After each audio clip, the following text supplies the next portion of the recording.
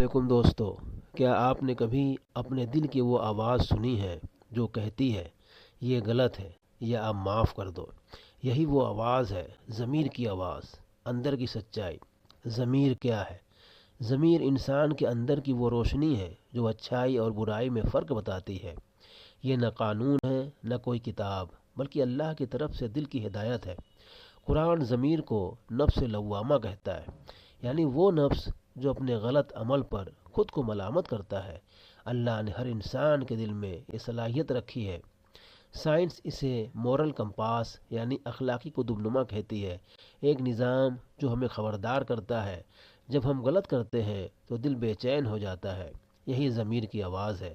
ضمیر چیختا نہیں، بس خاموشی سے کہتا ہے، اگر سن لیا تو ہدایت، اگر دبا دیا تو گمراہی۔ دوستوں، ضمیر کی آواز کو دبائے نہیں، یہی وہ آواز ہے جو ہمیں انسان بنائے رکھتی ہے۔